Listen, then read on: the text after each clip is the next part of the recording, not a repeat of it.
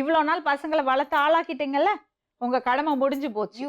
எப்போ இருக்கா அவங்க சம்பாதிக்க ஆரம்பிச்சுட்டாங்களோ, எப்போ அவங்களுக்கு ஒரு குடும்பம் ஆயிடுச்சோ, இனிமே அவங்க பொறுப்பு அவங்க தான் பாத்துக்கணும். இவங்க அது அவங்க பாத்துப்பாங்க. இப்ப நீங்க என்ன செய்யணும் தெரியுமா? உங்களுக்கும் உங்க புருஷனுக்கும் தேவையானதை மட்டும் பாருங்க. உங்க வீட்டுல ஜம்முன்னு இருங்க, அழகா சந்தோஷமா இருங்க. அவங்க வாடகைக்கு இருந்துப்பாங்க வெளியில. எப்போவாவது பசங்களை பாத்தீங்களா, எங்கேயாவது மருமகளை பாத்தீங்களா, நல்லா இருக்கியாம்மா நல்லா இரு சொல்லுங்க, அதோட முடிஞ்சது. சும்மா இந்த மாதிரி விட மாட்டாங்க மேடம். நான் விட மாட்டேன்னு சொல்லவே மாட்டேன் மேடம். நான் விடலன்னு சொல்லவே மாட்டேன். நான் எங்க வீட்டுல இவங்க 2 பேரும் பாக்கலையே, இவங்க இந்த தெருல தானே மீன் வித்துன்னு வராங்க, எல்லார்கிட்டயும் அங்க சொல்லுவேன் மேடம். என் குழந்தை கூட தூக்க மாட்டாங்க. ஏன் தூக்கல? தூக்குனா வருதுல, தூக்குனா கேளுங்க மேடம். அம்மா அடிப்பாங்கன்னு ஓடிடுதுங்க மேடம். எல்லாரும் கூப்பிடுங்க, குழந்தை கூப்பிடுங்க. இந்த பொங்கலுக்கு தான் நோ ஆட்டல் அப்படி ஒழிஞ்சுங்கிற குழந்தைய பார்த்து கொஞ்சிட்டு போறாங்க.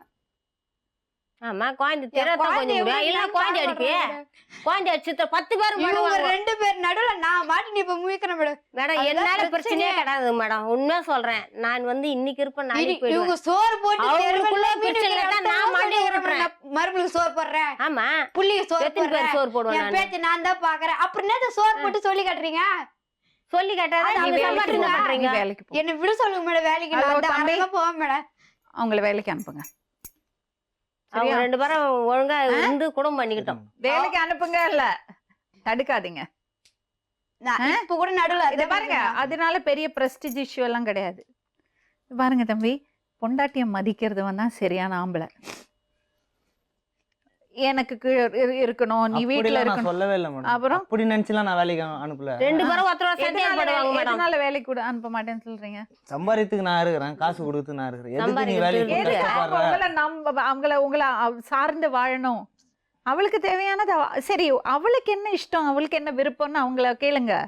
நீங்க பாருங்க, அவ என்ன செய்யணும்னு நீங்க முடிவு பண்ணாதீங்க தம்பி. 2 பேரும் கலந்து பேச முடிவு பண்ணுங்க. அதுக்காக அந்த பெண் புருஷனுக்கு கலந்து பேசாம செய்யணும்னு நான் சொல்ல வரல. அந்த பெண் என்ன செய்யணும்னா அவர் மட்டும் முடிவு பண்ணக்கூடாது, 2 பேரும் கலந்து பேசி முடிவு பண்ணும். ஏன்னா இவ சேர்ந்த விஷயங்களை, அந்த மனைவி சேர்ந்த விஷயங்கள் கணவனையும் பாதிக்கும், அந்த குடும்பத்தையும் பாதிக்கும். கணவன் சேர்ந்த விஷயங்கள் அந்த மனைவியும் குழந்தைகளையும் பாதிக்கும். ஸோ 2 பேரும் ஒத்துரிமையா புரிதலோட கலந்து பேசி முடிவு எடுக்க வேண்டிய விஷயங்கள் இதெல்லாம். அப்பதான் அந்த குடும்பம் நல்லா இருக்கும். எவ்வளோ நாளைக்கு தான் நான் இருக்கேன்ல சம்பாதிக்கிறதுக்கு, நான் போடுறேன்ல, நான் காப்பாத்துறேன்ல சொல்லிட்டு இருப்பீங்க.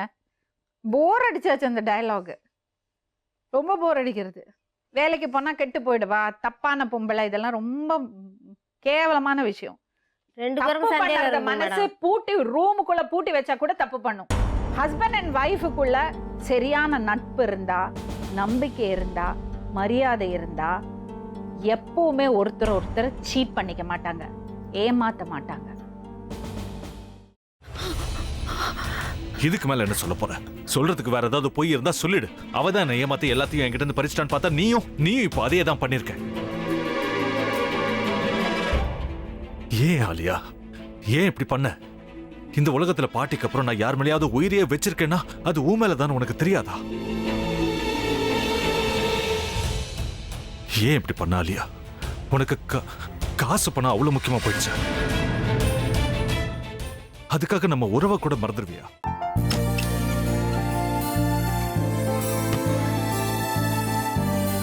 சக்தி சக்தி, ஒரு நிமிஷம்.